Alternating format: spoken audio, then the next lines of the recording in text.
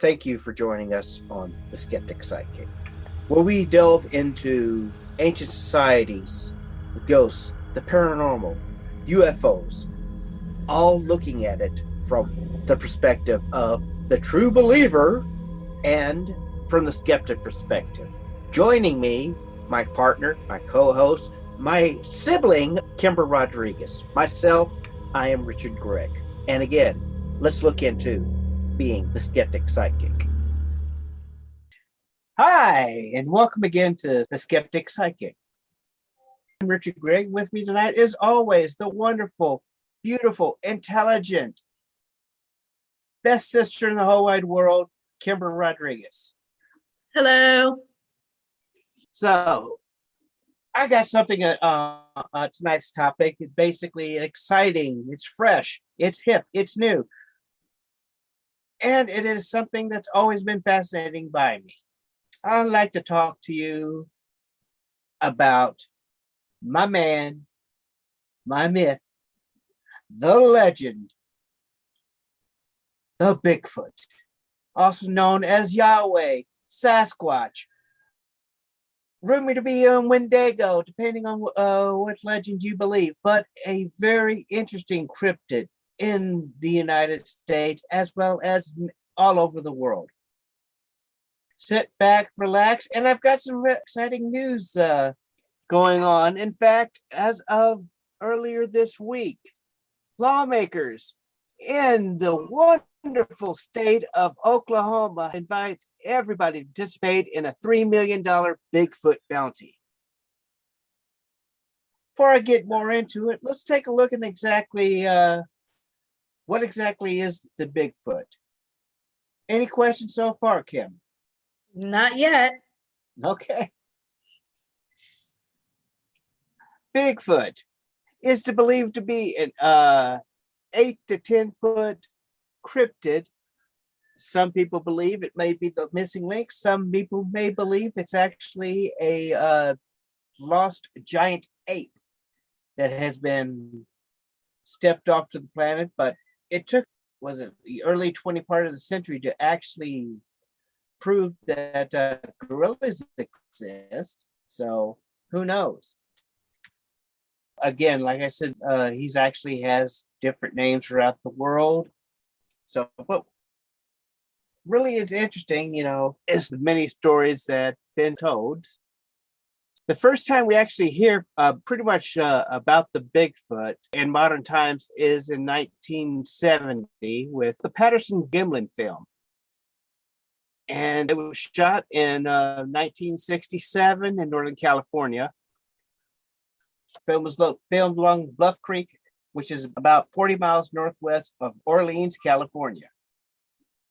The filmmaker, Robert Patterson and Bob Gimlin, filmed a creature, which they've called Patty. And it's her walking across this foliage, going across a creek bed. I have here courtesy of outsideonline.com. Mm-hmm. They have the 10 most convincing Bigfoot sightings. First one they talk about is the film that you're discussing. The film that you're discussing. I know I've heard a lot of people say that this has been proven to be fake. What are your thoughts on that? Bob Gimlin stated until his death in 1972 that what he had was real. Now, Robert Patterson, there's rumors to the fact that he had a deathbed confession that he set it all up to make Bob look like a fool.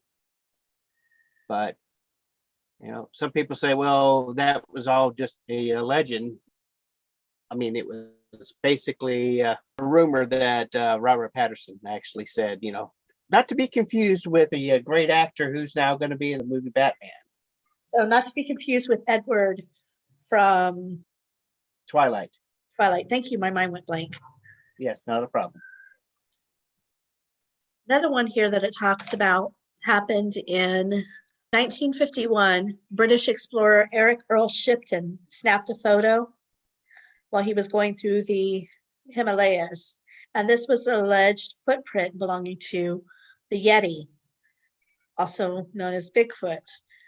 And this is very interesting because there was a show that I used to watch with Josh Gates called, oh goodness, what was it called? Let me look it up. Gosh. Destination Truth, Destination Travel, Destination Myths. I want to say Destination Truth, but I'm not sure if that's the right one. Let me look it up. Destination Truth. And he would go around the world. Ping pong. I'm sorry? It was put out by the ping pong. Well, anyway, he would go around the world looking for truth behind these myths and legends. And he actually did go to Nepal, up into the Himalayas, looking for proof of Bigfoot. And they did find some hair, which they believed to be from this creature. And so they sent it back to their lab to be analyzed, and they did find it to be animal hair. However, the origin of the animal came back as undetermined. Could have been a bear. No, they couldn't tell what it was. Yeah, they couldn't tell. It was bear. It was an animal that could have been a panda. But see, if it was a bear, they would be able to tell it was a bear. They would have been able to. When they analyzed it, it would have came out as bear hair. This came out as they couldn't identify it. Lost Chinese bear. Well, my theory is going back to what you were saying about it being something that just hasn't been found yet. I honestly believe that this world is so vast and we're finding new life forms every day, such as in the rainforest and in the Islands. Amazon. Exactly. So what I'm thinking is, why can't Bigfoot exist and be just another creature that we haven't discovered yet? But if it is, why haven't we discovered it yet? Especially here in the US. Yeah, I believe it's Homo granpithecus, I believe is what they're saying it might be. Another interesting, as you were saying about being a quote unquote bear, in October of 2012, a group of siblings went hiking in the Provo Canyon. If I'm not mistaken, this is up in Utah. Yes, Provo Canyon's in Utah. And I think I remember seeing this on a show about paranormal caught on tape on the Travel Channel.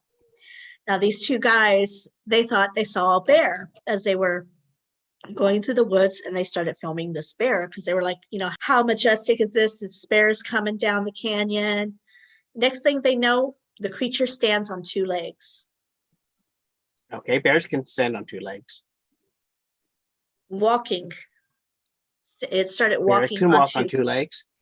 Not like a human. I've seen a bear walk on two legs. It's more of a kind of like a dog walking on two legs. Unless you're thinking of Yogi. He's getting into the ranger's hair. Another, in 2007, a hunter by the name of Rick Jacobs captured some of the most famous footage of Bigfoot to date. He had a camera mounted to a tree for hunting, and it captured a clear photo of bear cubs. And not only did it capture the bear cubs, but it also captured something else that was unidentified. And it looked completely different from the bears. And I can put a link to the site in our description so that you can check out these photos yourself and get your own opinion on them. May 21st of this year, located in Kingman County in the great state of Kansas, there was a witness that said they saw Bigfoot walking across the road.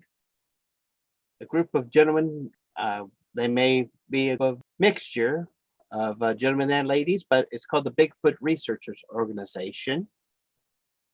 They're actually doing research today across the United States, including Washington, Colorado, California, Minnesota, Wisconsin, Missouri, Tennessee, South Carolina, Ohio, Pennsylvania, Massachusetts, and New Jersey. Interesting. What else can we say about this giant creature? Well, Lakota called it the Bigfoot Chiha-Wantaka. The Chiha means elder brother, and Tanka means great or big. So you're talking about this is big brother to them. You know, they believe that he is both spirit and a real being, but also can glide through the forest like a moose with big antlers, as though the trees weren't there. Interesting. Do you believe that Bigfoot is a creature like an animal, or do you think it's another species of mankind? I'm in the field of actually being either a large ape or possibly of human origin. So you're on the fence. I'm on the fence, but I do believe that there is something out there. Interesting. I mean, there's actually people that say, well, footprints have been faked. Here's how they did it, versus the fact of how do these people know the exact date you're going to go out there and see these type of things. So we're not really sure about it. So, you know, it's just kind of an interesting topic. The term Sasquatch is a derivative of the word Sesquak, spelled S-E with an accent, S-Q-U-A-C, and that means wild man. And Native American tribes across North America believe that there are more than 60 different terms for the Sasquatch, Bigfoot being the most popular here in the U.S. Let me go ahead with the current news. Just about May 26, 2021, Oklahoma City, on the floor of House Representatives on Wednesday, State Representative A.J. Humphrey said a television show about Bigfoot is being shot in Oklahoma. He also says there's a $3 million bounty to catch Bigfoot.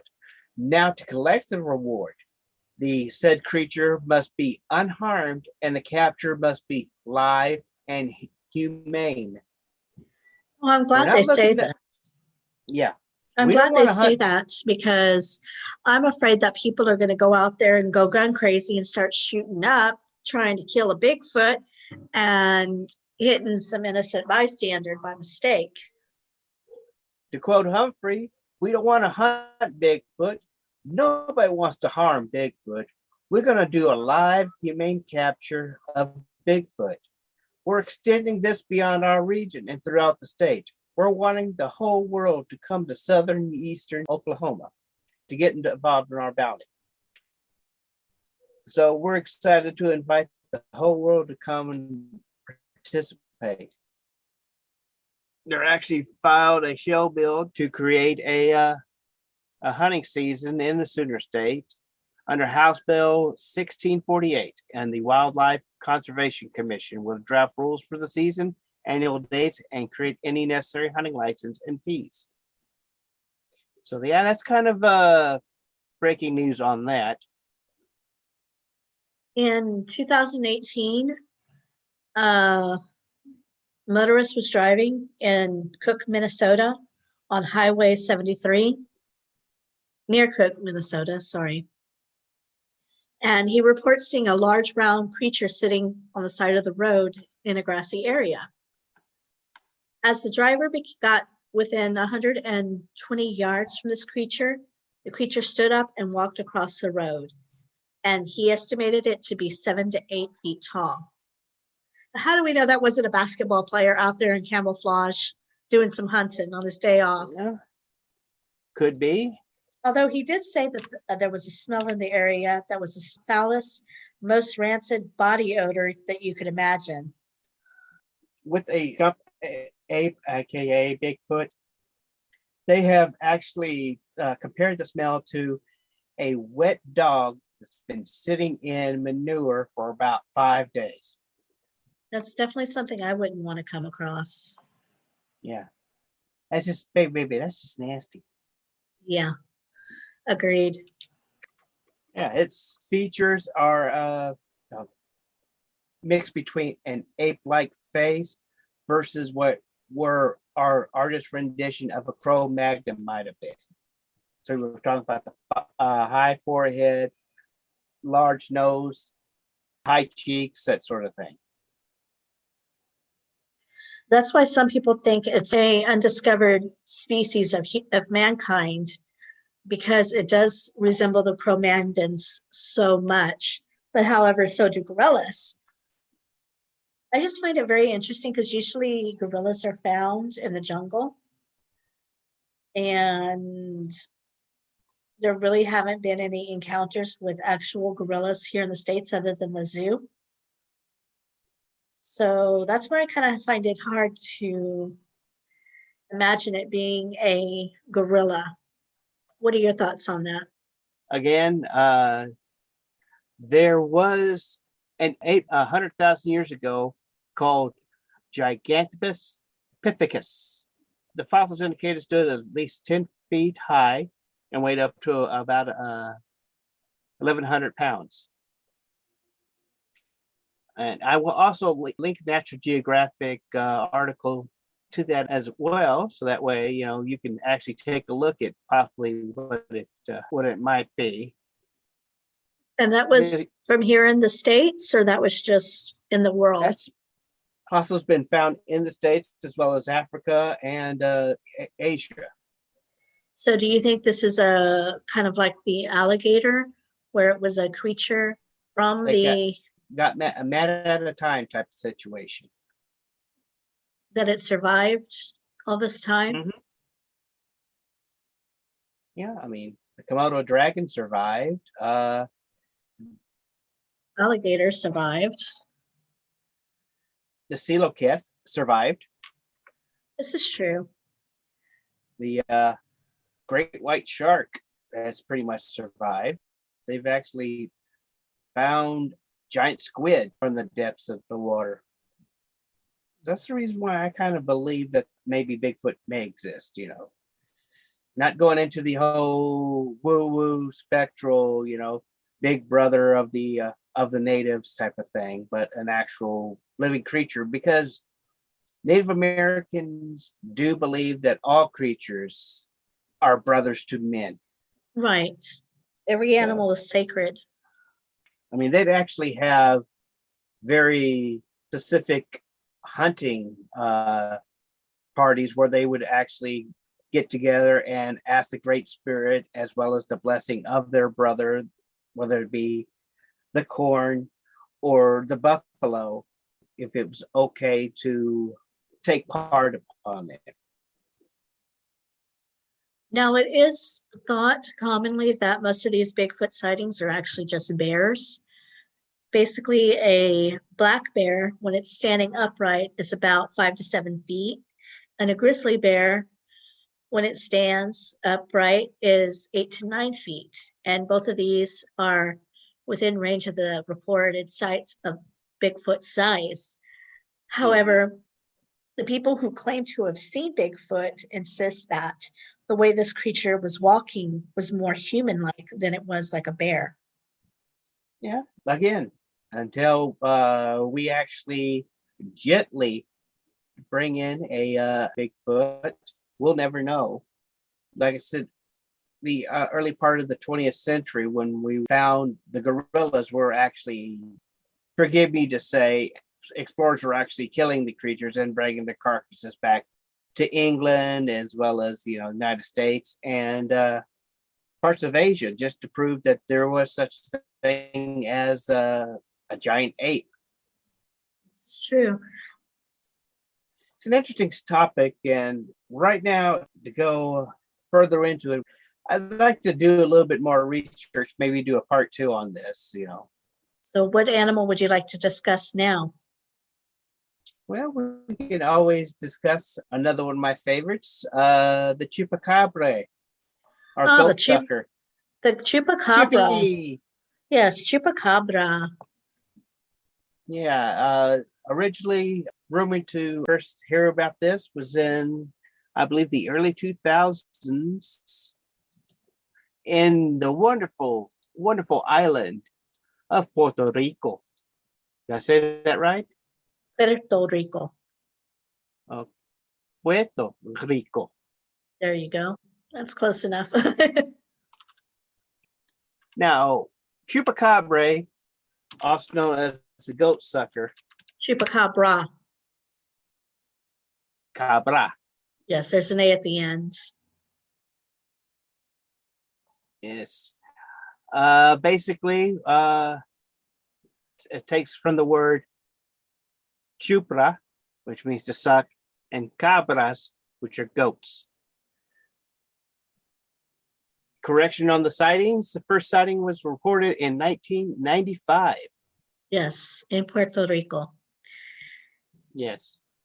Now, we've actually have actual sightings also in South Texas, as well Mexico. as Mexico, other parts of the Caribbean.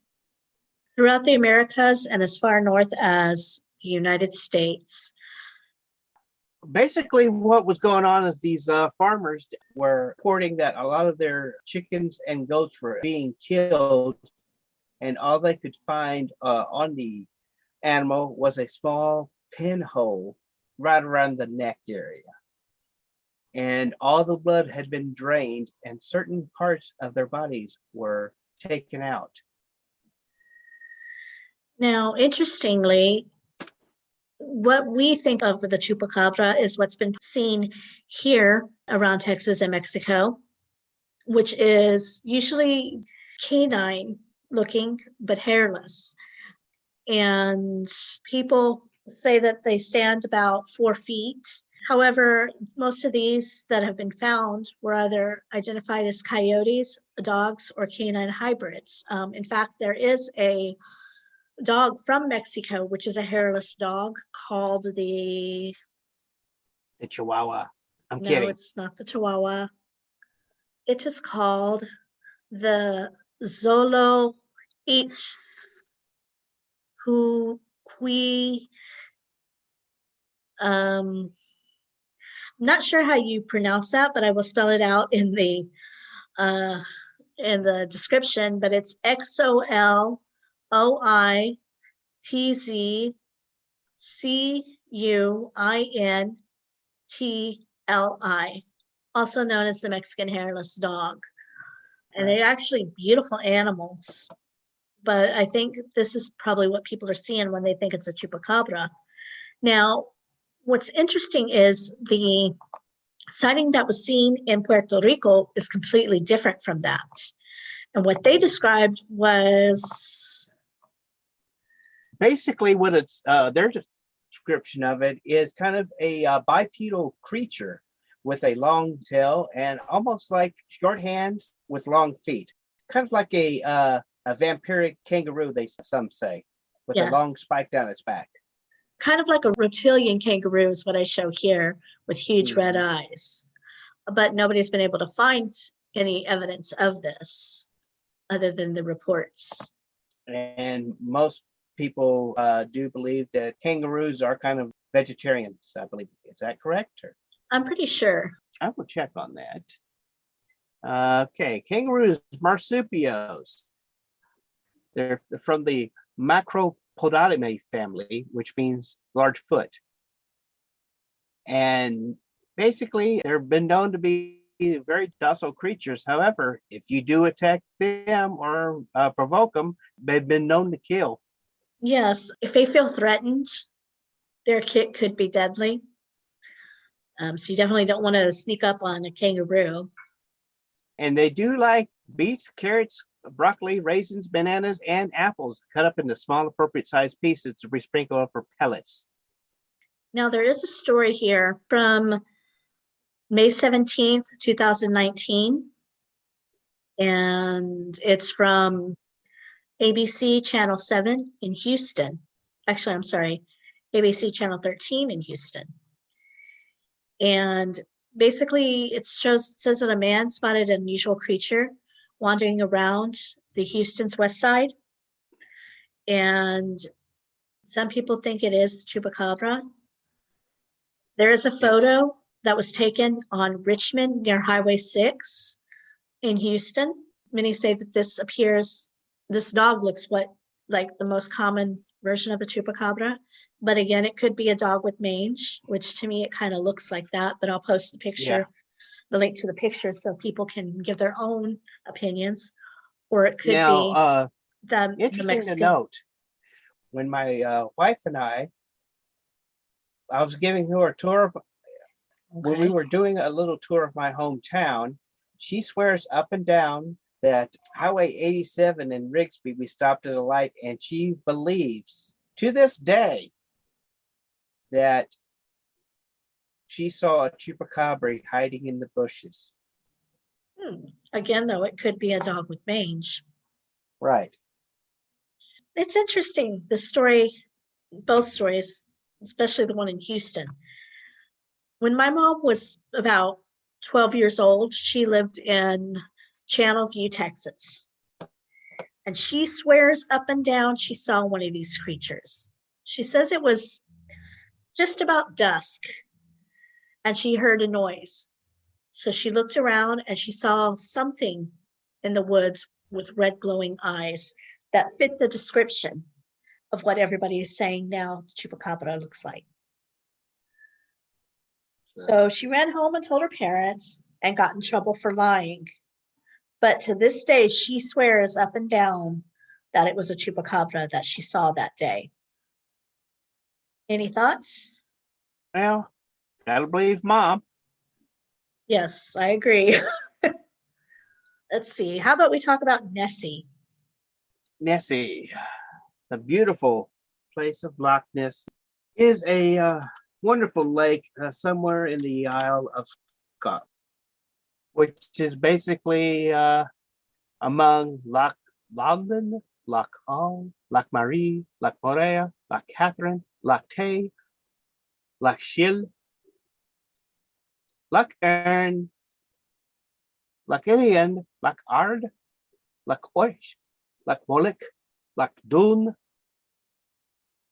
Loch Rusky. It's just many of the lakes that are in Scotland. And the most famous is, of course, the Loch Ness, only because it's the deepest in Scotland. Actually, reports of a monster inhabiting Loch Ness go back to ancient times. There are local stone carvings by the Pict, P-I-C-T, that depict a mysterious beast with flippers. And the first written account appears in a biography of St. Columba from 565 AD. Now, according to that work, the monster had bit a swimmer and was prepared to attack another man when Columba intervened. And it seems that many of these alleged encounters have inspired the Scottish folklore. Now, in 1933, the legend began to grow. At that time, an adjacent to Loch Ness, a road was finished, offering an unobstructed view of the lake. In April of that year, a couple saw an enormous animal, which they compared to a dragon or prehistoric monster, after it crossed their car's path. It went into the water and disappeared. In December of that same year, the Daily Mail commissioned Marmaduke Wetherell, a big game hunter, to locate the serpent. Along the lake shores, he found large footprints that he believed belonged to it. And this animal, he believed, was 20 feet long. The most famous picture of Loch Ness, a monster, Nessie as it is called, is the sturgeon photo, the creature's head and neck, supposedly taken by Robert Kenneth Wilson, a local gynecologist. Wilson refusal to have his name associated with led to be known as the surgeon's photograph. According to Wilson, he was looking at the Loch Ness when he saw the monster, grabbed his camera, and snapped it in 4 photos. Only 2 of the exposures came out clearly. First showing a small head in the back, and the second one shows a similar head in diving position. The first photo became well known, and the second one attracted a little publicity because of its blurriness. However, in 1994, most agreed that it was an elaborate hoax because it had been described as a fake in a December 7th, 1975 Sunday Telegraph, which fell into obscurity. Marmaduke Wetherall, which you had mentioned, had created this little toy submarine built by his father-in-law, Christian Sperling. Wetherall perpetuated his hoax with conspirator Sperling, a sculpture specialist, and Ian Wetherall, his son, who brought the material as fake, and Maurice Chambers, an insurance agency. The toy submarine was bought by F.W. Warworth, and its head and body were made from wood and putty. After testing it in local pond, the group went to Loch Ness, where Ian Wetherall took the photos near the Ashlane Tea House. When they heard a water bailiff approaching, Duke Wetherall sank the model with his foot and presumably still somewhere in Loch Ness. Little is known of the second photo and is often ignored by researchers who believe the quality to be too poor and the difference from the first photo to the grade warrant analysis. There have been numerous solar explorations done, notably in 1987 and in 2003. And in these solar explorations, they were not able to find any evidence of Loch Ness. Also, in 2018, researchers conducted a DNA survey of Loch Ness to determine what organisms lived in the water. They did not find any signs of a plesiosaur, which is a large extinct water animal, nor did they find any such large animals at all. So they believe, because they did find the presence of numeral eels, that possibly what people are seeing is just a large oversized eel. However, despite the lack of conclusive evidence, the Loch Ness Monster still remains popular to this day and profitable. In the early part of this century alone, it was thought that it contributed nearly $80 million annually to Scotland's economy. Everybody wants to go see the Lochs. Yes. Now, what are your thoughts on it being just a giant eel? I kind of go with the fact that something like a giant creature couldn't really survive that much in what they do have inside the Loch Ness. So do you believe it's an eel? I believe it might be a bird kind of, raising its head. That's possible too. But from what they're saying with the long neck. Well, if you ever looked at wrens or flamingos or such creatures, have a long neck, and something like that could possibly be just kind of landed on eel as it come up across the water, and boom, you got yourself a head of a sea serpent or tree trunks. Interesting. Any other thoughts on Nessie? Well, it is pretty deep. But I'm bumped. Well, I'd like to, if you don't mind, I'd like to discuss one of my favorite legends, the Jersey Devil. Now, the Jersey Devil, also known as Leeds Devil, is a legendary creature that is said to inhabit the Pine Barrens of South Jersey. It is described as a flying biped with hoofs. However, there are many variations. Some people say that it's a bipedal kangaroo or a wyvern-like creature with a horse or goat-like head, leathery bat wings, and horns, small clawed hands, legs with cloven hoofs, and a forked tail. It has been reported to move quickly and is described as emitting a high-pitched, curdling scream. According to popular folklore, the devil originated within the Pine Barrens resident named Jane Leeds, known as Mother Leeds. And it states that Mother Leeds had 12 children. After finding out she was pregnant for the 13th time, she cursed the child in frustration, crying that the child would be the devil. Mother Leeds was in labor on a stormy night while her friends gathered around her. And born as a normal child, the 13th child changed to a creature with hoofs, goat's head, bat wings, and forked tail, growling and screaming. It beat everyone with its tail before flying up the chimney and heading into the pines. In some versions of the tale, Mother Leeds was supposedly a witch and the child's father was the devil himself. Also, other versions of the legend state that there was subsequently an attempt by a local clergyman to exorcise the creature from the Pine Barrens. Prior to the 1900s and before the series of reporting cited in 1909, Brian Regal, a historian of science at Keene University, theorized that the story of Mother Leeds, rather than being based on a single person, originated from colonial South Jersey's religious political disputes and became the subject of folklore and gossip among the local population.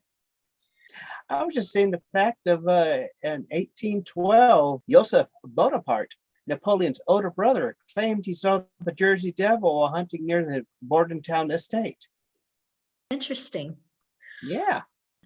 As I mentioned about 1909 previously, during the week of January 16th through the 23rd of that year, newspapers published hundreds of claims encountered with the Jersey Devil from all over the state of New Jersey.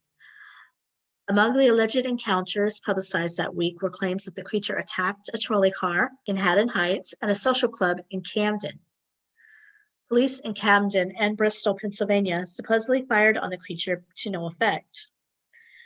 Other reports initially concerned unidentified footprints in the snow, but soon the sightings of creatures resembling the Jersey Devil were reported throughout South Jersey, as well as far away as Delaware and Western Maryland. The widespread newspaper coverage created fear throughout the Delaware Valley and prompted a number of schools to close and workers to stay home.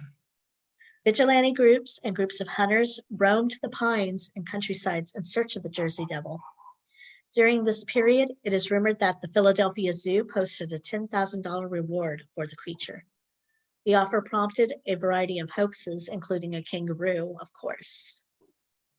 Skeptics believe that the Jersey Devil is nothing more than a boogeyman, a story told to children to get them to behave, and the byproduct of local historian disdain for the Leeds family. Also, it could be such as Sasquatch, a misidentified known animal, and rumors based on common negative perceptions of the people in the rural area of Pine Barrens. There was a gentleman by the name of Dave Black in the township of Galloway, took a picture in October of 2015 of the Jersey Devil, which he said he was driving along Route 9 near the golf course when what he thought was a llama walking out of the tree line, which llama in New Jersey, come on. Well, I mean, think about it. People are getting to where they're starting to have these ranches where they're starting to raise like alpacas and llamas. So I can see that. Right. Well, suddenly the creature spread its wings and flew away. And a few days later, from capturing it, Emily Martin shot a video what appeared to be the same creature after she spotted it on Old Port Republic Road near Leeds Point. Both Black and Martin swear neither the images nor the video were edited or set up. And I'll send you the link of the wonderful picture of Mrs. Leeds' offspring. Yes, please send that. Now, what are your thoughts on this Jersey Devil? It's a great story. I mean, Mama Leeds, or Mother Leeds, I should be polite about it, was actually supposed to be a herbalist. Some people may consider her a witch back in the day, but she was also somebody that would be the first person you call when someone's sick with a goo or some old-fashioned, sickness. So I think maybe the lead story might have been extrapolated because people didn't like anything that wasn't Christian normal type of thing. But what are your thoughts on the fact of people to this day saying that they've seen the Jersey Devil? Like I said, I think one of those type of situations where it was, let's be mean to Mother Leeds, and further rectified because in some stories, she died promptly after giving birth to this creature.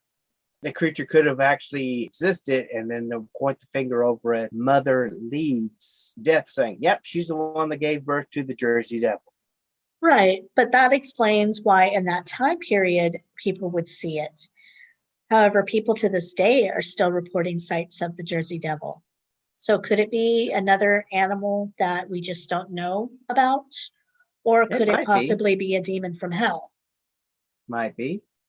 But I'm on the fence on that due to the fact that I believe that the legends may have been the fact of bad-mouthing Mother Lee's because she was not a goodly Christian woman.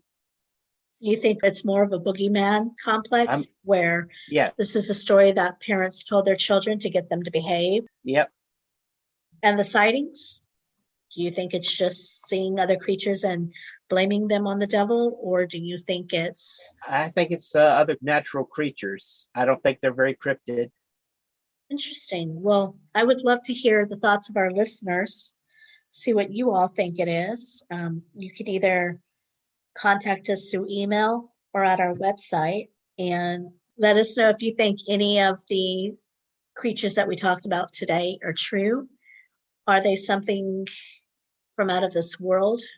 Are they just animals that haven't been discovered? Or are they animals that are mistaken for something else? You can go ahead and let us know at our website, which is skepticpsychic.com, or you can email us at info@skepticpsychic.com. Anybody you'd like to recommend tonight? I'm going to recommend Coast to Coast AM. Okay, tell us about them. Coast to Coast AMs was originally a radio show spawned off of the Art Bell radio network that deals with the unknown, the extreme. Right now, it's hosted by a gentleman by the name of George Norrie. It originally was Sunday through Thursday, but they do now do 7 days a week with George Norrie as well as George Knapp, Linda Moulton Howe, and your guy. My guy? Who's my guy? Your guy. Who's my guy? Dave Schrader. Oh, really? Yes, he's actually hosted it as well. I did not know that. Interesting. Yeah. Yeah, it deals with up like aliens, the missing 411 mysteries, Skinwalker Ranch, and other things, including what's the theory behind the CERN. What is the CERN? What is CERN? Yes. That is an organization for nuclear research. They are actually working on subparticle physics. They originally were set up in 1954. Interesting. Yeah. You never heard of CERN? I haven't. They're working on the particle acceleration. Some people say they're creating black holes. Some people are trying to say that they're trying to create an alternate fuel. They actually do have a Facebook page if you do want to check that out. Very interesting. Do you have any reviews or comments you'd like to share tonight? No reviews have come to me. Has any reviews have you had? I haven't seen any, but we do ask if you like what you hear, please go to Apple Podcast and leave us a rating and a review. We will 5 stars. Yes, 5 stars would be great. We will read the reviews on air. If you'd like to remain anonymous, just let us know. If you have any questions or ideas for topics for future shows, you can reach us at skepticpsychic.com or info@skepticpsychic.com, as well as our Facebook group, Skeptic Psychic. We are on Podbeam, Spotify, SoundCloud, YouTube, and also our audios are now posted at Facebook on our page, Skeptic Psychic. So you can even go to our Facebook page and check out some of our episodes that we've had. All righty. Anything else you'd like to bring up? Not that I can think of. You? No. Well, in that case, as always, everybody have a great night and sweet dreams. Listen to nightmares. Good night, everybody. Good night.